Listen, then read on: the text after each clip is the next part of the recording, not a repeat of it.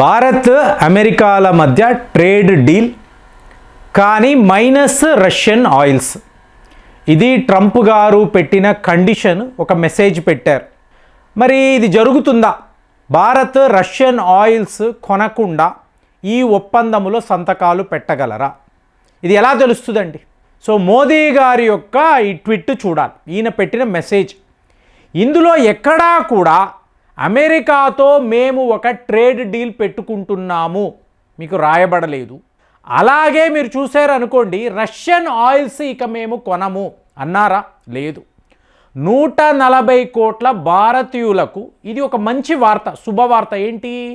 మీరు అంటున్న 50% టారిఫ్ నుంచి 18% చేశారు. కాబట్టి డొనాల్డ్ ట్రంప్ గారు మీరు చాలా చాలా గొప్ప నాయకుడు. ఇది మోదీ గారు పెట్టిన మెసేజ్. అంటే మనము రష్యా నుంచి దూరం అవుతున్నాము అనే సంకేతం ఎక్కడా లేదు. సో ఈ కాంటెక్స్టులో కొన్ని అతి ముఖ్యమైన విషయాలు ఇప్పుడు చూడండి.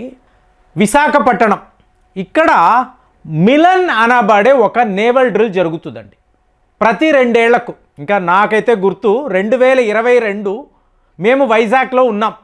సో ఆ టైంలో మీరు చూడండి, రష్యా వాళ్ళు యుక్రెయిన్పై యుద్ధము ప్రకటించారు. ఆ టైంలో ఎగ్జాక్ట్లీ ఫిబ్రవరి 22. ఇప్పుడు చూసారనుకోండి, ఫిబ్రవరి 18 నుంచి ఫిబ్రవరి 25 దాకా ఈ నేవల్ డ్రిల్స్ ఉంటాయి. ఎక్కడ? విశాఖపట్నంలో. మీకు ఏకంగా 135 దేశాలకు మనం ఇన్విటేషన్ పంపించామండి. జస్ట్ ఇమాజిన్ ఫ్రెండ్స్, ఈ విచిత్రం చూడండి.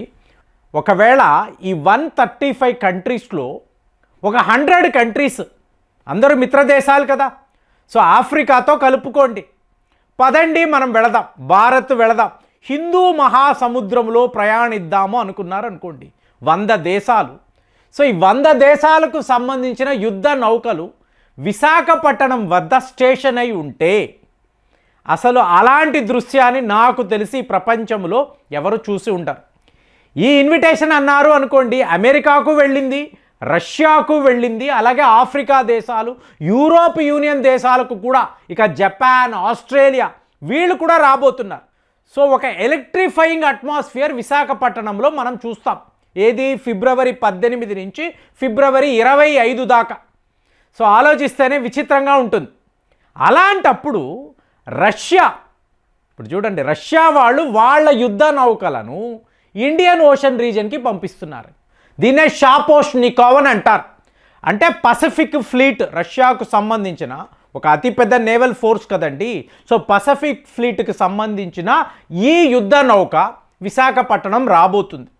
సో ఈ డ్రిల్స్ అంతా కూడా అయిపోయిన తరువాత వాళ్ళు మళ్ళీ వ్లాడివోస్టాక్కి వెళ్ళిపోతారు. అంటే భారత్ ఇన్వైట్ చేయడము, రష్యా వాళ్ళు రావడం. ఈ కాంటెక్స్ట్ చూడండి. డొనాల్డ్ ట్రంప్ స్విట్జర్లాండ్ వెళ్ళాడు, దావోస్ వెళ్ళాడు, అంటే వరల్డ్ ఎకనామిక్ ఫోరం.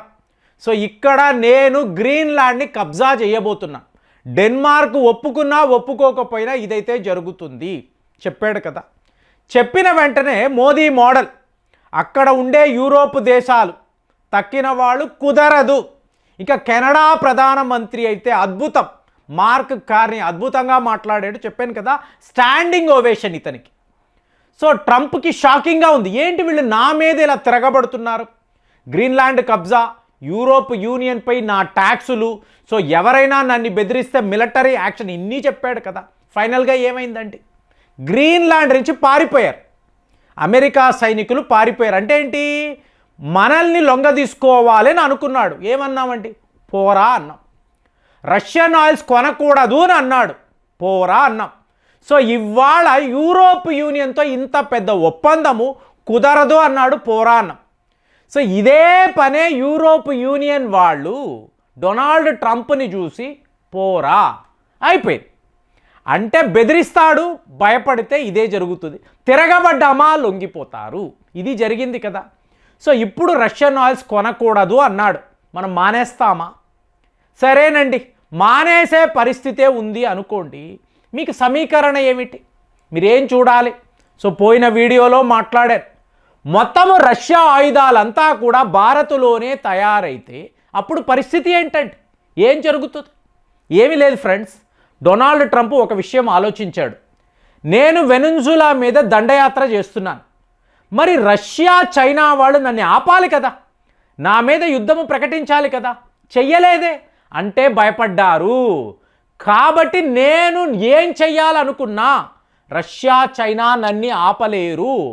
మరి భారత్ ఏం చేస్తుంది? సైలెంట్గా ఉంటుంది, వాళ్ళు ఏమీ మాట్లాడడం లేదు. సో ఇప్పుడు ఇది గమనించిన పుతిన్ ఏం చేశారు? బ్రిక్స్ దేశాలను కలుపుకొని సౌత్ ఆఫ్రికాలో ఒక నేవల్ డ్రిల్ ఆయన నిర్వహించాడు. అంటే ఏంటి? అమెరికాను బెదిరించడానికి. సో వెనెజులా విషయంలో ఇలా చేశావు, రేపు ఈరాన్ అన్నావు అనుకో, మా బ్రిక్స్ గ్రూప్ అంతా కలిసి నిన్ను కొడతారు అన్నారు. కానీ విచిత్రము, ఇందులో భారత్ లేదు, మనము వెళ్ళలేదు. అంటే ఇప్పుడు మీరు క్వాడ్ గ్రూప్ అన్నారండి, క్వాడ్ గ్రూప్ తరఫు నుంచి ఒక మిలిటరీ డ్రిల్ అన్నారనుకో, మనం ఉండము అందులో. క్వాడ్లో నలుగురే కదండి, అమెరికా, జపాన్, ఆస్ట్రేలియా, ఇండియా. కానీ మనం వెళ్ళం. అంటే ఒకరిని టార్గెట్ చేసినప్పుడు అక్కడ మనం ఉండమండి, కాన్ఫ్లిక్ట్స్లో ఉండం. మరి ఇప్పుడు ఇక్కడ మిలన్ 2026 ఎందుకు ఇంతమందిని పిలుస్తున్నాము? ఎవరిని బెదిరించడానికి కాదు, ఫ్రెండ్లీ కంట్రీస్ అంతా రండి, ఇది ఒక గుడ్ విల్ జెస్చర్. సో మన సత్తా ఏమిటి, మన పవర్ ఏమిటో ప్రపంచానికి చూపిద్దాము, ఇది ఒక కామన్ ప్లాట్ఫామ్. ఇలాగే మనం ఆలోచిస్తాం. కానీ వాళ్ళ తీరు అలా ఉండదు కదా. సో ఇప్పుడు మరి మనం రష్యా నుంచి దూరం అయిపోతామా? అదే కదా వాడి బెదిరింపు. ప్లాన్ సింపుల్ అండి, రష్యాకు యూరోప్ యూనియన్ మధ్య గొడవలు పెట్టండి, అదే యుక్రెయిన్ యుద్ధం. సో ఇమీడియట్గా యూరోప్ యూనియన్ వాళ్ళు పిచ్చి వాళ్ళు రష్యా వద్ద ఆయిల్స్ కొనను అంటారు, మానేస్తారు, శాంక్షన్స్ విధిస్తారు, యుద్ధము అంటారు. సో ఇప్పుడు యూరోప్ యూనియన్ క్రైసిస్లో పడిపోతుంది. సో మేము వెళ్ళి ఆ ఆయిల్స్ అనేవి వాళ్ళకి అమ్ముతాము, ఇది వీళ్ళ ప్లాన్. కానీ సడన్గా భారత్ లాంటి ఒక దేశము వచ్చింది, మీకు అక్కడ ఫ్రీ ట్రేడ్ అగ్రిమెంట్ అన్నారు, మీకు కావలసిన చమురంతా భారత్ నుంచి వస్తుంది, పెట్రోలియం ప్రోడక్ట్స్ కూడా మేము ఇస్తాము, డ్యూటీ ఫ్రీ, మీరు ఏమి కంగారు పడక్కర్లేదు, వీఆర్ దేర్ సైలెంట్గా. ఈ యుద్ధాలు గొడవలు నథింగ్ అండి. ఎక్కడ ఏం చెయ్యాలో what you are because of your timing, perfect timing.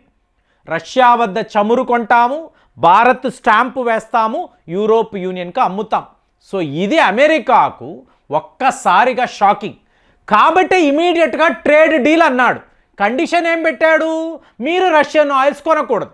ఇప్పుడు మనం కొనలేదు అనుకోండి, యూరోప్ యూనియన్కి ఎక్కడి నుంచి చమురు వెళ్తుంది ఆలోచించండి. మళ్ళీ అమెరికా అంటారు, కానీ అమెరికాతో శత్రుత్వం. సో యూరోప్ యూనియన్ ఒక మేజర్ క్రైసిస్లో పడిపోతుంది. మరి ఇక్కడ వార్ రూమ్లో మన వాళ్ళు ఏమైనా సామాన్యుల? జైశంకరో, అజిత్ దోవెలో, మోదీయో, వీళ్లకు ఈ స్ట్రాటజీ తెలియదా? కాబట్టి మనం ఏం చేసాము? యూరోప్ యూనియన్ని రష్యాతో కలిపేస్తున్నాం. సో ఇప్పుడు ఏమైంది? Problem solved. రష్యాను ఐసోలేట్ చేయాలనుకున్నారు, మనం అమెరికాను ఐసోలేట్ చేసేసాం. ఇది మన ప్లాన్. మరి రష్యా విషయం ఏంటండి అంటే SJ-100 మీకు సూపర్ సుఖాయ్ విమానాలు భారత్లోకి వచ్చేసాయి కదండి. 6 విమానాలు ఆల్రెడీ మనం కొనేసాం. మరి రష్యాతో వ్యాపారం లేదు, శాంక్షన్స్ అనొచ్చు కదా, యూరోప్ యూనియన్ వాళ్ళు కూడా అనొచ్చు. దీనికి ప్లాన్ ఏమిటి? ఈ విమానాలను భారత్లోనే తయారు చేస్తాం. ఆ విమానాన్ని చూసారనుకోండి, భారత్ జెండా ఉంటుంది, HAL యొక్క జెండా ఉంటుంది. 100% రష్యాలోనే మేము తయారు చేసామండి. బోయింగ్ లేదు మీకు, అలాగే ఎయిర్ బస్సు లేదు. సో భారత్లోనే ఇలాంటి విమానాలు మేము తయారు చేయబోతున్నాము. రష్యా టెక్నాలజీ, రష్యా వాళ్ళు ఒక మోడల్ని తయారు చేసి మన దేశానికి పంపించి హిందుస్థాన్ ఏరోనాటిక్స్ లిమిటెడ్ వాళ్ళని మీరే తయారు చేసుకోండి అంటే మీరు భారత్ను రష్యాను విడగొట్టగలరా? కాబట్టి విశాఖపట్నంలో జరుగుతున్న ఈ మిలన్ 2026లో ఇన్ని విషయాలు దాగి ఉన్నాయి. ఈ సమీకరణను మీరు గమనించారు అనుకోండి, భారత్ రష్యా ఏమిటి అనేది మీకు క్లియర్గా అర్థమవుతుంది.